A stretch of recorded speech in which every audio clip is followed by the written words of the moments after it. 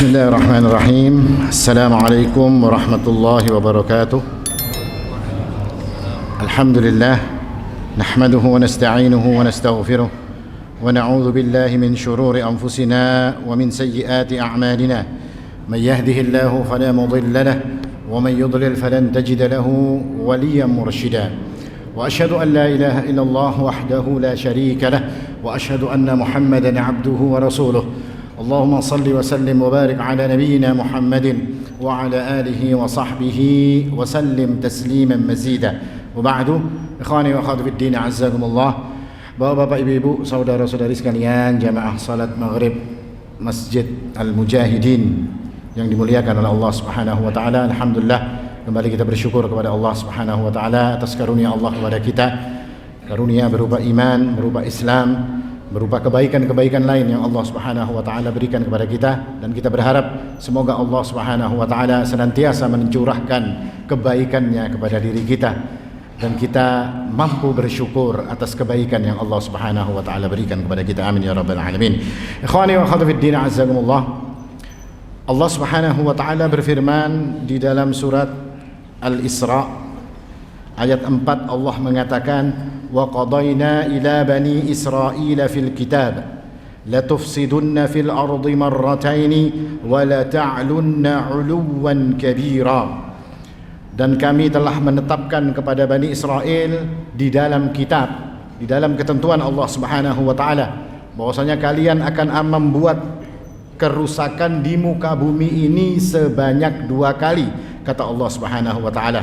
Dan dalam melakukan kerusakan tersebut, kalian itu dalam keadaan menyombongkan diri kalian dengan kesombongan yang begitu besar. Ayat ini menunjukkan tentang kemahakuasaan Allah Subhanahu wa taala, bahwasanya Dia alim. Allah itu maha mengetahui. Bahkan perkara yang belum terjadi pun Allah Subhanahu wa taala telah mengetahui dengan ilmunya. Dan dalam ayat ini Allah Subhanahu wa taala mengabarkan kepada kita bahwasanya Bani Israel itu nanti mereka akan melakukan kerusakan yang besar di muka bumi ini sebanyak 2 kali. Dan kerusakan yang besar yang 2 kali mereka lakukan tersebut, mereka lakukan dalam keadaan mereka ini menyombongkan diri mereka, membesarkan diri mereka, seolah-olah tidak ada lagi orang yang lebih besar daripada mereka. Dengan kesombongannya yang besar, seolah-olah mereka melakukan segala hal tersebut adalah dengan mudah untuk mereka melakukannya. Ini gambaran Allah Subhanahu wa taala. Padahal Allah telah mengabarkan Bani Israel ini Allah Subhanahu wa taala jadikan untuk mereka bumi ini untuk mereka, Pak. Allah jadikan mereka di muka bumi ini, dan bumi ini untuk mereka atur. Mereka dijadikan oleh Allah Subhanahu wa taala sebagai khalifah Allah di muka bumi. Mereka diberikan oleh Allah Subhanahu wa taala berbagai macam keutamaan, berbagai macam kelebihan yang tidak Allah Subhanahu wa taala berikan kepada orang-orang yang lain. Di antara kelebihan yang Allah berikan kepada Bani Israel yang tidak Allah Subhanahu wa taala berikan kepada orang-orang lain adalah Allah mengutamakan, memberikan keutamaan kepada Bani Israel ini lebih daripada umat-umat yang lain. Allah mengatakan dalam Al-Quran, ya Bani Israel adhkuru ni'matallahi alaikum wa anni faddaltukum 'alal alamin. Allah mengatakan, wahai Bani Israel, wahai anak keturunan Ya'qub alaihi salam, udhkuru ni'matallah, kalian ingat nikmatnya Allah, kalian lihat nikmatnya Allah Subhanahu wa taala yang ada pada diri kalian, yang Allah curahkan kepada kalian, yang Allah Subhanahu wa taala tidak memberikan nikmat tersebut kepada umat-umat yang lain. Wa anni faddaltukum 'alal alamin, dan Allah melebihkan kalian, mengutamakan kalian dari umat-umat yang lain. Ini kelebihan yang diberikan oleh Allah Subhanahu wa taala. Kenapa Allah berikan kelebihan ini? Karena mereka inilah yang sebetulnya diberikan bumi ini untuk mereka. Mereka dijadikan khalifah oleh Allah Subhanahu wa taala untuk mengatur bumi, untuk memperbaiki bumi ini, untuk menjadikan bumi ini dalam keadaan taat kepada Allah Subhanahu wa taala. Lalu mereka diberikan keutamaan yang tidak diberikan kepada orang lain oleh Allah Subhanahu wa taala. Lalu apalagi kelebihan yang diberikan oleh Allah Subhanahu wa taala? Bani Israel itu adalah satu umat yang Allah Subhanahu wa taala begitu banyak memberikan nabi kepada mereka. Artinya nabinya Bani Israel ini tidak kehitungan. Sudah banyak benar nabinya. Satu nabi selesai tugasnya diganti nabi yang lain. Satu nabi selesai ganti terus seperti itu. Nabi tak kunjung habis nabi yang diberikan oleh Allah Subhanahu wa taala kepada Bani Israel. Dan ini merupakan keutamaan. Kalau kita nabinya berapa, Pak? Cuma satu, cuma Rasulullah sallallahu alaihi wasallam. Kalau ada kerusakan-kerusakan di muka bumi, maka Allah Subhanahu wa taala mungkin mengirim orang-orang yang akan memperbaharui urusan-urusan agama. Karena dalam hadis Nabi tiap 100 tahun nanti akan ada mujaddid baru yang dijadikan oleh Allah Subhanahu wa taala untuk memperbaiki agamanya. Tapi tidak Bani Israel. Terus bagi mereka ini dikirimkan nabi oleh Allah Subhanahu wa taala, dan ini menunjukkan akan keutamaan orang-orang Bani Israel.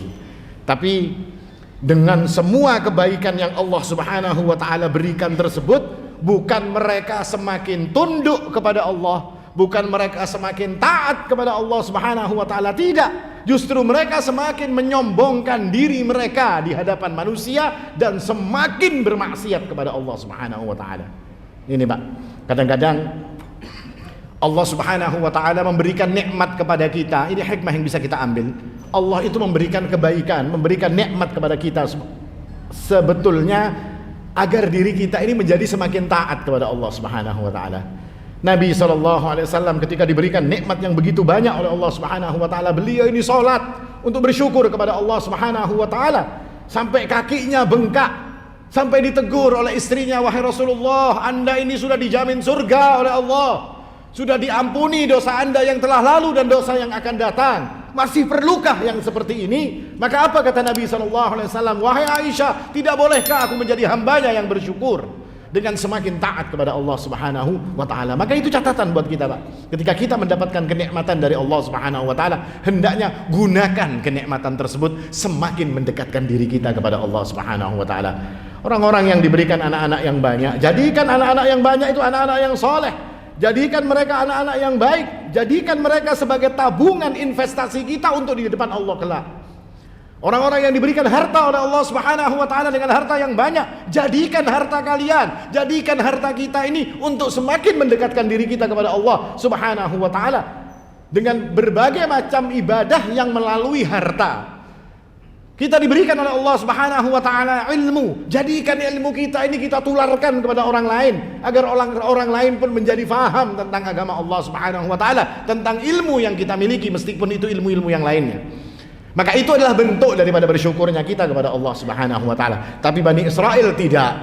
Mereka justru makin maksiat, mereka justru makin banyak yang dilanggar dari aturan-aturan Allah Subhanahu wa taala. Bahkan ketika mereka ini diingatkan oleh Allah oleh manusia, oleh utusan-utusan Allah Subhanahu wa taala tentang kejahatan, tentang kemaksiatan yang mereka lakukan, apa kata mereka? "Nahnu abna'ullahi wa ahibba'uh." Kami ini anak-anaknya Allah, kami ini kecintaannya Allah. Tidak apa-apa kalau kami mau maksiat, tidak apa-apa kalau kami akaluna lis-suhd, memakan riba, memakan barang-barang yang tidak jelas, yang barang-barang yang diharamkan oleh Allah Subhanahu wa taala, kami tidak apa-apa. Akaluna lis-suhd sifatnya daripada orang-orang Yahudi. Tidak ada masalah kalau kami. Kenapa? Karena nahnu abna'ullah wa ahibba'uh. Kami ini anaknya Allah, kami orang-orang yang dicintai oleh Allah Subhanahu wa taala. Tidak ada masalah bagi kami untuk bermaksiat kepada Allah Subhanahu wa taala. Nangaran anak, Pak lah. Nakalnya kayak apa, kuitannya pasti masih adalah orang anaknya nakal. Ini nakal anak ulun ini nakal, Pak. Begitu, Bang, ulun sembelih anak ulun ini nakal gara-gara nakal. Kan ada. Senakal-nakalnya anak kita tetap kita sayang kepada anak kita. Mereka menganggap bahwasanya diri mereka anak-anaknya Allah, kecintaan Allah Subhanahu wa taala. Ini pikiran orang-orang Bani Israel. Mereka juga mengatakan, "Oke lah," kata mereka, "kalau seandainya kami bermaksiat, lalu kami akan dimasukkan oleh Allah Subhanahu wa taala di neraka, kami dihukum oleh Allah Subhanahu wa taala di dalam neraka, tapi hukuman atas kami tidak seperti kalian." Apa kata orang-orang Bani Israel? "Lan tamassana an-naru illa ayyaman ma'dudah." Kami tidak akan masuk neraka, ya kalau masuk neraka paling 1 mat saja. beberapa hari sudah keluar. Kenapa? Kami kan orang-orang yang dicintai oleh Allah Subhanahu wa taala. Pian kalau berisi anak misalnya nakal, anak pian, itu jadi pian gini. Kada aku bari belanja lagi kami ini karena nakal. Seumuran lah kada pian bari belanja. Paling seminggu 2 minggu dijulungi ya mbah itu. Ya kalau bujur Pak. La yamassana an-naru illa ayyaman ma'dudah. Kata mereka, lan tamassana an-naru illa ayyaman ma'dudah. Neraka tidak akan pernah menyentuh kami kecuali sebentar saja. Itu pikiran-pikiran mereka berkaitan dengan kemaksiatan yang mereka lakukan. Adapun dengan nikmat Allah berupa rasul yang banyak sekali diutus oleh Allah Subhanahu wa taala kepada mereka, mereka cuma punya 2 pilihan bagi rasul tersebut. Fariqan kadzabtum wa fariqan taqtulun. Mereka kalau tidak cocok dengan rasulnya, itu kadang-kadang ya sudah tidak diterima, didustakan. Nabi ini mau ngomong apa saja mereka tidak mau tahu. Kalau mereka sudah muyak, nabinya itu sudah diusirnya, sudah ada dihiraninya, nabinya masih dakwah saja, masih ngomong terus si nabi ini tadi, maka apa yang dilakukan oleh mereka? Dibunuh.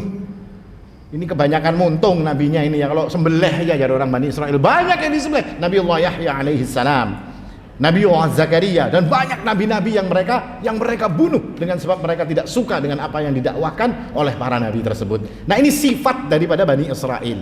Seperti inilah mereka melakukan itu semua. Dan ketika nikmat ini yang begitu besar, yang begitu hebat nikmat ini, dengan tujuan agar mereka memakmurkan buminya Allah, agar mereka ini diangkat menjadi khalifah, bisa memakmurkan buminya Allah dengan menjadikan orang yang ada di atas bumi ini menjadi taat kepada Allah, tapi mereka melakukan sebaliknya, bermaksiat kepada Allah, maka apa yang terjadi? Allah cabut nikmat tersebut, Pak. Dulu mereka adalah kaum yang paling baik. Dulu nabi-nabi diutus oleh Allah Subhanahu wa taala dari kalangan mereka. Tapi apa yang terjadi? Setelah mereka bermaksiat, Allah cabut semua nikmat. Allah tidak utus lagi nabi dari kalangan mereka. Allah utus Rasul sallallahu alaihi wasallam dari kalangan bangsa Arab. Tidak lagi diutus dari kalangan Bani Israel. Mereka yang dikatakan oleh Allah Subhanahu wa taala, "Wa anni faddaltukum 'alal 'alamin." Dan kalian ini kami utamakan daripada makhluk yang ada di seluruh alam. Kalian umat yang paling baik, dicabut oleh Allah Subhanahu wa taala, dijadikan umat Nabi yang terakhir. Umat Nabi sallallahu alaihi wasallam yang menjadi sebaik-baiknya umat, termasuk kita, Pak, insyaallah. Apa kata Allah? Kuntum khaira ummatin ukhrijat linnas. Kalian ini sebaik-baiknya kaum yang pernah ada di muka bumi. Artinya dulu Bani Israel dikatakan wa anni faddaltukum 'alal 'alamin, tapi hari ini kata Allah Subhanahu wa taala, kuntum khaira ummatin ukhrijat linnas. Kalian wahai kaum mukminin, kalian wahai orang-orang yang beriman kepada Rasulullah sallallahu alaihi wasallam Muhammad bin Abdullah, kalianlah orang-orang yang paling baik. Kalianlah umat terbaik yang pernah ada di dalam sejarah umat manusia. Mereka itulah. Nah, maka dengan sebab inilah, Pak, dicabutnya nikmat ini oleh Allah Subhanahu wa taala, maka mereka itu begitu marah kepada kaum muslimin. Orang Yahudi itu benci sekali kepada kaum muslimin. Mereka begitu tidak suka dengan kaum muslimin ini. Mereka tahu bahwasanya iman mereka, Islam mereka, keimanan mereka kepada Rasulullah sallallahu alaihi wasallam itulah nikmat yang besar. Itulah yang menjadikan mereka dikatakan oleh Allah, kuntum khaira ummatin ukhrijat linnas. Kalian umat yang paling baik yang pernah ada. Maka apa yang mereka inginkan? Wadda katsirum min ahlil kitab. Begitu ingin kebanyakan daripada ahli kitab, yakni Yahudi wan Nasara, orang-orang ahli kitab. Apa yang mereka inginkan? Lau yaruddunakum min ba'di imanikum kuffara, supaya kalian itu murtad setelah kalian beriman, kalian menjadi kafir. Kenapa kalau sudah jadi kafir? Maka kalian tidak lagi jadi umat yang terbaik. Kalian tidak akan lagi dicintai oleh Allah Subhanahu wa taala. Disuruh kafir kita ini semua, Pak. Kenapa mereka melakukan itu? Allah yang menyebutkan hasadan min indi anfusihim, karena mereka hasad. Kenapa umatnya Muhammad sallallahu alaihi wasallam yang jadi umat terbaik? Dulu itu milik kami.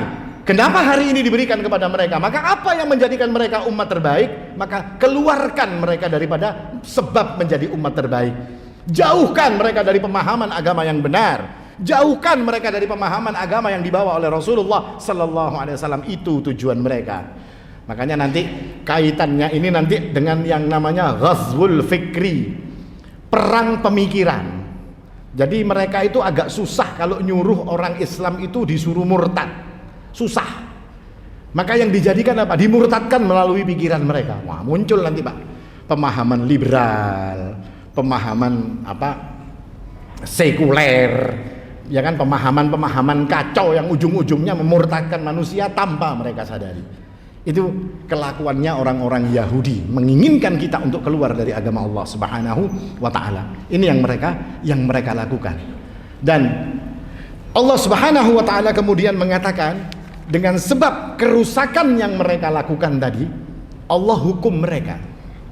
Artinya mereka melakukan kerusakan dan Allah telah mengabarkan kepada kita, la tufsidunna fil ardi marratain.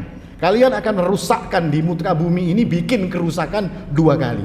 Dan setiap kali kerusakan yang kalian lakukan, kalian akan dihukum oleh Allah Subhanahu wa taala.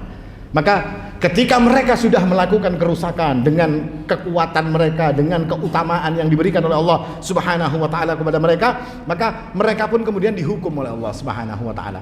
Kapan hukuman itu? Hukumannya ada 2 kali, Pak. 1 kali hukuman sudah terjadi. Allah Subhanahu wa taala mengatakan, "Fa idza jaa wa'du ulahuma." Kalau datang masa hukuman yang pertama, kan mereka salahnya 2 kali. 2 kali ya dihukum 2 kali. Ketika datang masa hukuman yang pertama, kata Allah Subhanahu wa taala, "Ba'atsna 'alaikum 'ibadan lana." Allah akan mengutus kepada kalian ini hambaku, kata Allah Subhanahu wa taala. Seperti apa hamba yang akan diutus Allah? Uli ba'sin syadid. Mereka ini, kata Allah Subhanahu wa taala, orang-orang yang perkasa, kuatnya luar biasa. Uli ba'sin syadid fajasu khilalad diyar. Lalu mereka ini akan mencari kalian, kata Allah Subhanahu wa taala, sampai ke pelosok-pelosok kampung kalian. Tidak akan ada tempat untuk bersembunyi bagi kalian kecuali kalian akan didatangi oleh orang yang telah diutus oleh Allah Subhanahu wa taala untuk menghukum kalian. Fajasu khilalad diyar. Mereka ini nanti akan masuk ke kampung-kampung, cari orang Yahudi kemana saja mereka dicari dan diusir oleh orang-orang ini. Dan Allah mengatakan wa kana wa'dan maf'ula, dan bahwasanya itulah hukuman, ketetapan Allah Subhanahu wa taala pasti akan terjadi. Apakah hukuman pertama ini sudah terjadi?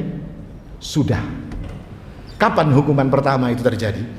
Para ulama mengatakan hukuman ini terjadi di zaman sebelum Rasulullah, di zaman Raja Asyura atau Raja Nebukadnezar. Yang kalau baca nanti di sejarah Babilonia itu ada nama raja namanya Nebukadnezar.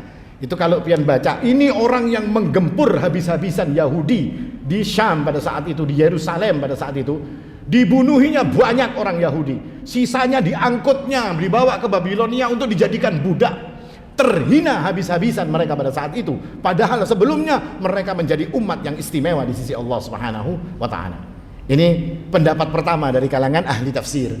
Pendapat kedua mengatakan bahwasanya penghancuran pertama itu dilakukan oleh Amirul Mukminin Umar ibn al-Khattab radhiyallahu anhu. Dan ini yang lebih tepat sepertinya, yakni Umar ibn al-Khattab membebaskan Palestina yang dia datang dengan pastor atau siapa namanya pasturnya ini tadi, pemimpin besar Palestina yang beragama Nasrani. Itu mereka akan mengatakan, saya akan menyerahkan kunci ini kepada pemimpin kalian. Maka Amirul Mukminin datang dan menerima kunci tersebut. Dan ini kisahnya nanti unik sekali, Pak. Kan yang naik kuda gantian, naik keledai gantian lawan pegawainya. Kok qadarullah sampai di depan pintu gerbangnya Palestina, ternyata yang naik keledai gilirannya budaknya Umar ibn Khattab, yang nuntun keledainya Umar ibn Khattab. Jadi kira-kira kalau dilihat orang yang di bawah, yang di atas, kalau sekalinya bosnya yang ada di bawah, itu bikin terkagum-kagum orang Nasrani. Dan pada saat itu kemudian diberikan kunci ini kepada Amirul Mukminin Umar bin Khattab. Lalu ditetapkanlah sebuah ketentuan. Kalau kita dibuka di tafsir Ibnu Katsir, kalau ada yang punya tafsir Ibnu Katsir, ada cerita tentang perjanjian Umayyah ini. Ada 22 pasal isinya, macam-macam isinya. Tapi intinya apa? Orang Yahudi tidak boleh lagi bertempat tinggal di Palestina, disuruh berjauh semuanya. Bahkan kata Umar bin Khattab, kalau sampai ada orang Yahudi datang dan mereka membawa besi, bunuh mereka, kata Umar bin Khattab. Kenapa, Pak? Karena Rasulullah sudah kasih pesan kepada Umar bin Khattab. Akhrijul Yahud wan Nasara min jaziratil Arab. Keluarkan Yahudi ini dari Jaziratul Arab. Dikeluarkan semua oleh Umar bin Khattab. Tidak boleh bertempat tinggal di Palestina kecuali sedikit orang saja dari kalangan rahib-rahib mereka yang memang tidak kenal urusan dunia. Rahib-rahib mereka yang cuma ibadah aja, itu dibiarkan. Sedikit sekali orang-orang Yahudi pada saat itu. Karena sebetulnya, Pak, orang Nasrani itu benci dengan orang Yahudi. Yahudi ini kurang ajarnya luar biasa, Pak. Orang Nasrani itu di Palestina sana waktu Yahudi menang itu dibantai banyak sekali. Dan hari ini, kalau hari ini mereka melihat orang Nasrani selalu meludah. Orang Nasrani itu diludahinya lawan orang-orang Yahudi. Nah yang kita bingung itu satu, musuhnya sama, kok inya berkawan lawan Yahudi, ya kalau bingung kan dia? Kan musuhnya sama, harusnya kan kalau musuh kita sama, ya kalau ya kita berkawan. Ini kada, malah berkawan lawan musuhnya. Nah itu kada tahu, wallahu alam kayak apa ini kelakuan mereka ini seperti apa. Tidak bisa habis pikir kita kalau melihat apa yang mereka lakukan tadi. Dan setelah itu semua diserahkan kepada Amirul Mukminin dan semua Yahudi disuruh pergi, maka dikatakan oleh para ulama itulah hukuman yang pertama. Akhirnya apa yang terjadi? Mereka tercerai-berai ke sana kemari. Sampai beratus-ratus tahun Yahudi itu nama sebuah bangsa. Ya kan? Sebetulnya nama agamanya mereka kan, tapi jadi nama sebuah bangsa. Yang namanya bangsa itu selalu punya negara atau tidak, Pak? Bangsa Indonesia meskipun dijajah ya ada negaranya Indonesia. Bangsa apapun itu punya negara. Satu-satunya bangsa yang tidak punya negara Yahudi. Karena mereka diusir, kemana mereka dihinakan oleh Allah Subhanahu wa Ta'ala. Nah ini bentuk penghancuran yang dilakukan oleh Allah Subhanahu wa Ta'ala. Kenapa penghancuran Amirul Mukminin Umar bin Khattab yang paling kuat menurut para ulama? Karena ayat ini datang dengan lafaz idza, fa idza jaa, kata Allah Subhanahu wa Ta'ala. Kalau idza itu lil mustaqbal, idza itu untuk yang akan datang, bukan id. Kalau id itu sudah terjadi, kan di Quran kan ada id qala, ya kan, id qalat imra'atu imrana rabbina. Id, kalau id itu sudah mengatakan, tapi kalau idza itu akan terjadi. Nah, ayat ini turun, Allah mengatakan faida, berarti akan terjadi. Kalau dikaitkan dengan Nebukadnezar, maka itu sudah terjadi, bukan idza yang dipakai, tapi id. Tapi karena dia dikatakan idza, maka setelah ayat ini turun, baru setelah ayat ini turun, maka itu akan terjadi. Dan itu terjadinya kapan? Ketika Amirul Mukminin Umar bin Khattab mengusir mereka dari tanah Yerusalem. Nah, ini penjelasan para ulama seperti itu. Tapi berhubung yang namanya mereka ini manusia-manusia yang ya, sampai manusia yang pernah dikutuk jadi kera sama babi kan ya cuma mereka ini kalau Pak. Jadi kemana-mana langaran warik itu mencari huwal ya kalau. Coba ya Bian ke Pulau Kembang sana. Ulun ini ada tamu ke Pulau Kembang, minta ajak ke Pulau Kembang, mau lihat monyet, wallahu a'lam, mau lihat kawannya kah atau siapa kah di situ, di kelotok ini diandang. Roh Pak, bebulik ke kelotok sudah warik nang ampun kelotoknya, nah kan? Dikuasainya, dijajahnya kelotok kita ini. Nah, ini warik yang kayak itu. Jadi pernah dikutuk jadi monyet oleh Allah Subhanahu wa Ta'ala dan dikutuk lagi jadi babi. Ya kan? Manusia yang pernah dijadikan seperti babi binatang paling jorok babi ini. Tidak ada binatang yang habis muntah dimakan lagi ya kecuali babi. Binatang jorok dikutuk kalau dimanapun mereka berada bikin kacau. Maka pernah juga tahun 40 itu juga ada penghancuran bagi mereka. Tapi kenapa? Nanti kita akan tahu. Kalau tahun 40 mereka dibantai habis oleh Hitler, dicari kemana-kemana oleh Hitler, apakah itu masuk dalam kategori penghancuran dua kali yang dikatakan sebagai hukuman oleh Allah Subhanahu wa Ta'ala? Tidak, kata para ulama. Bukan. Itu bukan penghancuran yang kedua, tapi itu ya perkara-perkara lain yang dilakukan oleh mereka. Dan Allah Subhanahu wa Ta'ala telah mengatakan dalam Al-Qur'an, fa in udtum udna. Kalau engkau kembali lagi melakukan kerusakan, maka kami akan kembali juga untuk menghukum kalian. Fa in udtum udna. Kalau kalian melakukan lagi kerusakan, kami pun akan menghukum mereka. Kapan ini terjadi? Sebelum penghancuran kedua. Nah, ini terjadi, Pak. Jadi Hitler apa segala macam itu sudah sunnatullah. Allah Subhanahu wa taala yang mengatur untuk menghukum orang-orang durhaka ini tadi. Dan setelah penghancuran tadi dikatakan mereka ini terpencar kemana-mana, tidak punya negara dan segala macam, merana di mana-mana. Maka kemudian Allah Subhanahu wa taala punya dua janji. Janjinya Allah akan dihukum mereka ini berapa kali, Pak? Akan dihukum sebanyak 2 kali. Hukuman pertama sudah jatuh kepada mereka, dan setelah hukuman pertama ini mereka dalam keadaan terpecah belah ke sana kemari. Sedangkan Allah Subhanahu wa taala punya janji, kalian akan melakukan kerusakan 2 kali. 1 kali kerusakan sudah kalian lakukan, tinggal 1 kali kerusakan yang belum kalian lakukan. Yang bisa melakukan kerusakan ini orangnya harus kuat dan bersatu, atau harus orang yang terpecah belah kira-kira, Pak? Kuat dan bersatu. Makanya Allah subhanallah, Pak, ini jadi kita kalau melihat Palestina hari ini, Israel, kalau kita gabungkan dengan Al-Quran, tidak kaget biar. Itu sunnatullah sudah. Apa kata Allah Subhanahu wa taala? "Tsumma radatna lakumul karrata 'alaihim." Lalu Allah Subhanahu wa taala kemudian mengembalikan kepada kalian ini, kata Allah Subhanahu wa taala, giliran untuk kalian ini. Kami akan berikan kepada kamu giliran untuk mengalahkan mereka. Untuk mengalahkan siapa? Ya, yang mengalahkan, yang menghukum mereka dulu siapa? Kaum muslimin, yaitu yang akan dikalahkan oleh mereka. Allah beri giliran, kata Allah, "Tsumma radatna lakumul karrata 'alaihim." Kamu akan diberi giliran oleh Allah Subhanahu wa taala untuk mengalahkan mereka. Orang-orang yang pernah menghukum kalian, yang pernah mengalahkan kalian, kalian akan diberikan oleh Allah kesempatan untuk kalian mengalahkan mereka. Bagaimana caranya Allah Subhanahu wa taala menjadikan mereka kuat dan menjadikan mereka mampu untuk mengalahkan orang yang pernah mengalahkan mereka? Kata Allah Subhanahu wa taala, "Wa amdatnakum bi amwalin wa banin wa ja'alnakum aktsara nafira." Allah Subhanahu wa taala akan memberikan kepada kalian ini, membantu kalian ini dengan harta yang banyak, kekayaan dan anak-anak yang banyak sekali, kata Allah Subhanahu wa taala. Wa ja'alnakum aktsara nafira, dan Allah Subhanahu wa taala menjadikan kamu kelompok yang besar. Betul, Pak, ya, terjadinya seperti itu pada tahunnya lah. Jadi mereka ini diberikan lagi oleh Allah 1 kesempatan lagi. Untuk apa Allah beri kesempatan? Kan sudah kelihatan macal bahari untuk membuktikan bahwasanya ilmunya Allah tidak pernah akan meleset. Allah bilang kalian 2 kali akan melakukan kerusakan, dan kalian 2 kali akan dihukum oleh Allah.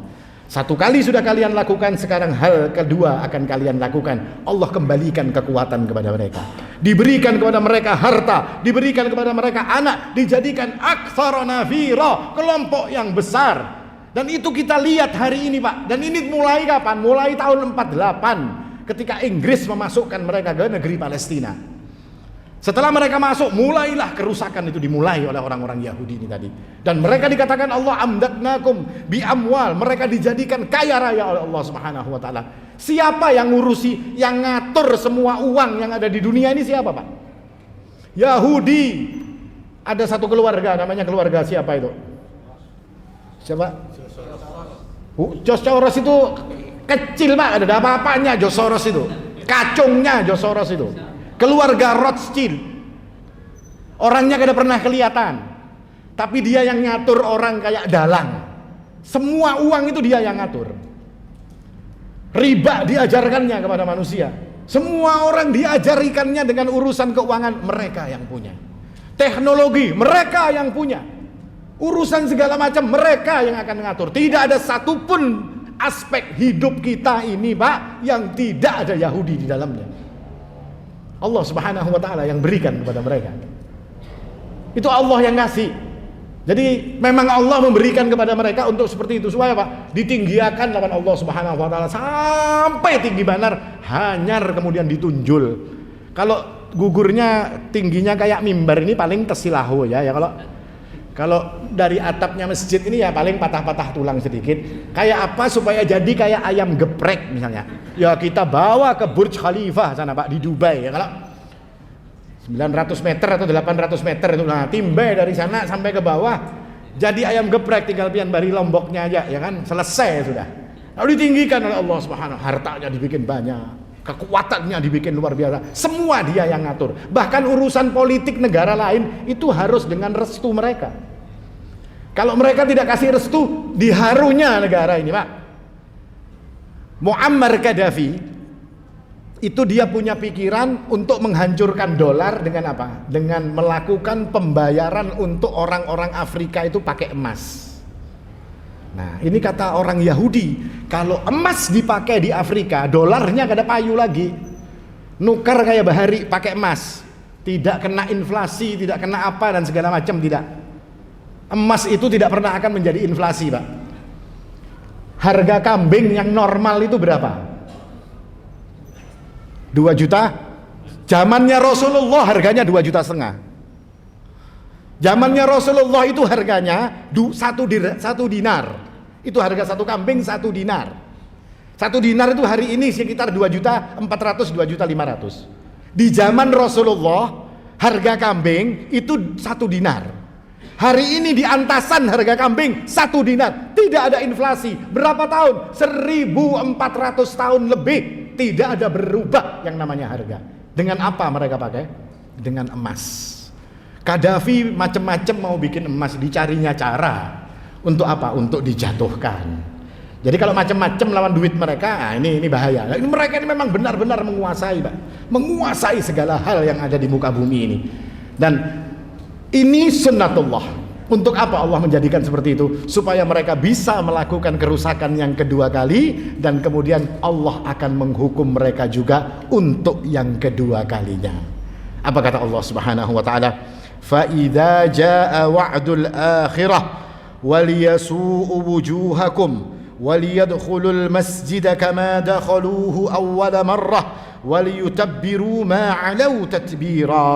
Allah Subhanahu wa taala mengatakan bahwasanya kalau akan datang masa hukuman yang kedua untuk kalian, maka Allah akan mengadakan untuk kalian itu musuh kalian yang akan menyuramkan wajah kalian. Liyasu'u wujuhakum, kata Allah. Wajah kalian melihat musuh kalian itu menjadi muram. Wajah kalian itu menjadi susah dengan melihat musuh kalian. Kenapa menjadi susah? Karena melihat mereka ini tadi. Karena mereka inilah yang akan masuk ke dalam Masjidil Aqsa. Waliyadkhulul masjida kama dakhaluhu awwala marrah. Dan mereka akan menguasai Al-Aqsa. Al-Aqsa akan dikuasai oleh kaum muslimin, umatnya, hambanya Allah Subhanahu wa taala, umatnya Rasulullah. Waliyadkhulul masjidah, kata Allah, kama dakhaluhu awwala marrah. Seperti dulu mereka pernah masuk dan menguasai Al-Aqsa, seperti Umar bin Khattab radhiyallahu anhu yang dia menguasai Al-Aqsa. Lalu Allah Subhanahu wa taala mengatakan waliyutabbiru ma alau tatbira, dan mereka akan membinasakan apa saja yang mereka kuasai. Artinya Yahudi akan dibinasakan oleh Allah Subhanahu wa taala. Makanya kita kalau baca hadis-hadis akhir zaman, apa katanya? Kalau ada Yahudi sembunyi di belakang batu atau di belakang pohon, maka batu dan pohon akan mengatakan, "Ya Abdullah, di belakangku ada Yahudi bersembunyi, datang kemari, faqtuluh." Maka bunuh dia, kata batu tersebut, kata kayu tersebut, kecuali pohon gharqad, kata Nabi SAW. Makanya pohon gharqad ini yang dijadikan tanaman hias oleh orang-orang Yahudi pada hari ini. Di muka-muka rumah mereka ditanam, di taman-taman mereka ditanam. Untuk apa? Untuk melindungi, karena mereka yakin dengan apa yang datang dari kabarnya Nabi SAW. Nah ini satu gambaran bahwasanya kalau kita menggabungkan ayat-ayat ini semua, maka apa yang terjadi hari ini itu merupakan salah satu sunnatullah Subhanahu wa taala. Tapi ada lagi, Pak, yang lebih dahsyat, yang lebih menjadikan kita ini yakin bahwasanya apa yang terjadi ini sunnatnya Allah Subhanahu wa taala. Allah Subhanahu wa taala kemudian berfirman, ini tujuannya untuk memudahkan kita, kaum muslimin dimudahkan. Yahudi itu kan dulu terpencar ke sana kemari, kan kemana-mana, mereka terusir kemana-mana. Maka setelah tahun 48 Inggris menjadikan itu untuk mereka, maka Yahudi nanti ngumpul. Yahudi dari Afrika datang, Yahudi dari Yaman. Dulu di Yaman itu ada Yahudi, Pak. Bulikan mereka ke Palestina, Yahudi di Amerika, di mana-mana. Mereka semua ngumpul di Palestina. Untuk apa? Supaya tempatnya untuk melakukan kerusakan itu sudah ada kemana-mana lagi.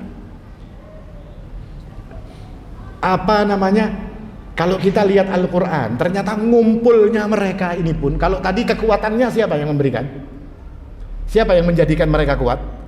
Allah Subhanahu wa ta'ala. Wa amdatkum bi amwalin wa banin wa ja'alnakum aktsara nafira. Kamu dikasih harta, dikasih anak-anak pengikut, dan dijadikan kelompok yang besar. Maka hari ini yang mengumpulkan mereka itu pun di Palestina pada hari ini siapa? Allah Subhanahu wa ta'ala. Untuk apa, Pak? Untuk memudahkan nanti pasukan-pasukan Allah Subhanahu wa ta'ala yang akan datang untuk menghukum mereka itu supaya ada kesana kemari.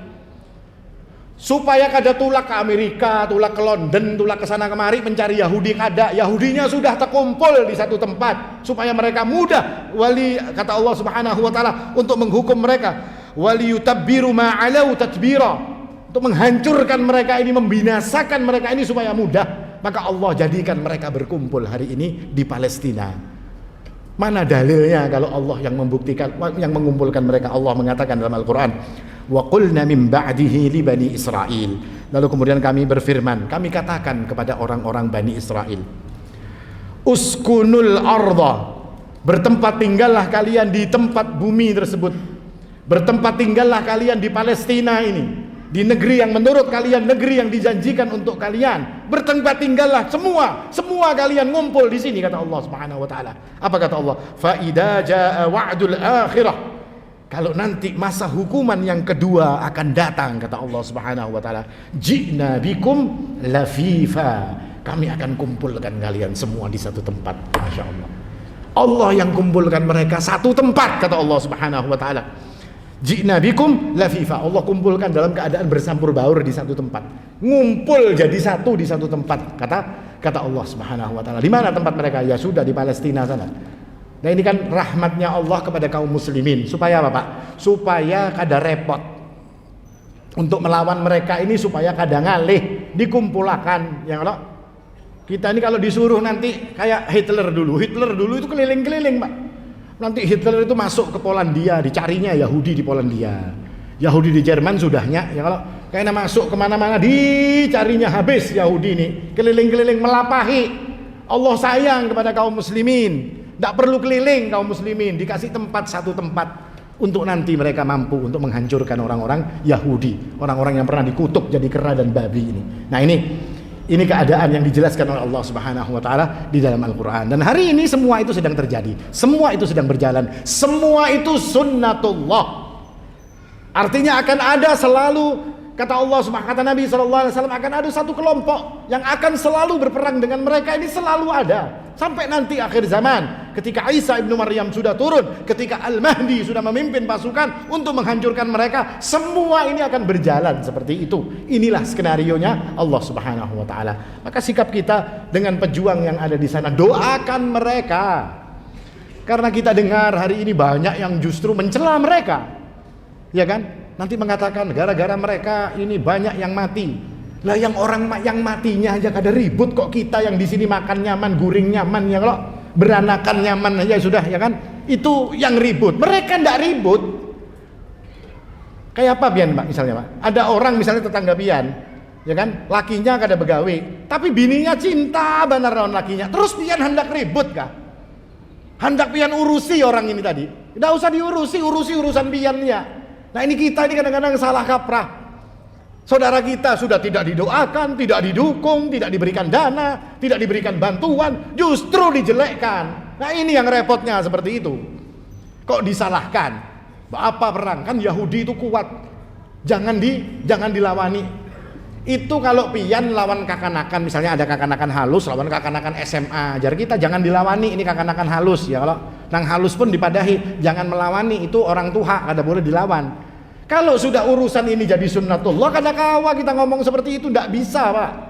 Ya sudah, seperti itulah apa terjadi sebagaimana yang diinginkan oleh Allah Subhanahu wa taala. Tugas kita tinggal menjadikan kita ini berdiri di mana? Kita ini berada di pihak yang mana? Cerita tentang semutnya Nabi Ibrahim alaihi salatu wassalam dan juga tokek yang ada pada zaman pembakaran Nabiullah Ibrahim alaihi salam. Semut ini membawa setitik air. Kira-kira kalau semut membawa pemadam kebakaran kada mungkin, ya kalau Pak. Satu tetes air yang dibawa oleh semut. Lalu satu tetes air ini dia lemparkan ke dalam api yang membakar Nabiullah Ibrahim alaihi salatu wassalam. Ya kan? Lalu si tokek justru meniup api yang membakar Nabiullah Ibrahim alaihissalam. Saya bertanya, apakah api yang dilempar oleh setetes air oleh semut itu ada pengaruhnya? Tidak akan ada. Apakah tiupan tokek kepada apinya Nabi Ibrahim alaihissalam akan menjadikan api itu semakin besar? Tidak. Kecuali tokeknya senegara, ya, kalau perkumpulan berataan meniup imbah itu bisa. Satu tokek tidak berpengaruh dengan apinya Ibrahim. Satu semut tidak berpengaruh air yang dibawanya dengan api yang membakar Nabiullah Ibrahim alaihissalatu wassalam. Tapi apa kata semut kemudian? Supaya ini jadi alasan nanti di depan Allah. Supaya Allah itu tahu saya ini berada di pihak mana. Saya ini berada di pihaknya orang-orang Palestina atau saya berada di pihaknya orang-orang Yahudi. Terus terang kalau kita ini justru menyalahkan mereka, mengatakan bahwasanya kada usah nanggaya itu ini dan segala macam, membantu kada tapi menyambati iya, ini orang berada di pihaknya Yahudi. Sudah selesai, habis perkataan kalau sudah seperti itu. Ada di pihaknya Yahudi, tinggal kita menempatkan diri kita di mana. Kita akan ada di pihaknya orang-orang Palestina, saudara kita sesama muslim, atau kita berada pada pihaknya musuh Allah Subhanahu wa taala, orang-orang Yahudi la'natullah alaihim. Tinggal kita, Pak, hikmahnya di situ. Di mana posisi kita. Makanya hikmah yang lain bahwasanya hendaknya kita ini ketika tidak ada kemampuan pada diri kita, Allah itu akan menjadikan seseorang itu diberikan uzur, ada alasan di depannya ketika orang itu mampu untuk meletakkan dirinya di mana dia berposisi. Nah, seperti itu, Pak. Ini yang mengajarkan kepada kita seperti itu. Dan intinya apa yang terjadi hari ini di depan kita itu sudah ada dalam Al-Quran. Itu adalah sunnatullah. Dan sunnatullah itu walan tajida li sunnatillahi tabdila. Sunnahnya Allah tidak ada yang mampu satu orang pun yang akan mengganti. Tidak akan ada yang bisa merubah atau membelokkan sunnahnya Allah Subhanahu wa ta'ala, ketentuan Allah. Tidak akan ada yang mampu. Dan biarlah itu terjadi, tinggal kita meletakkan posisi kita ini nanti ada di mana. Kira-kira ini mudah-mudahan mencerahkan, menambah pengetahuan kita, dan semakin kita ini kagum dengan Al-Quran ini, Pak. Karena semuanya ternyata ada dalam Al-Quran. Tinggal kita aja yang mau belajar atau kada. Semuanya ada dalam Al-Quran. Mudah-mudahan bermanfaat. Aqulu qouli hadza wal haqqu 'indallah. Subhanakallahumma bihamdik asyhadu an la ilaha illa anta astaghfiruka wa atubu ilaik. Assalamu alaikum warahmatullahi wabarakatuh.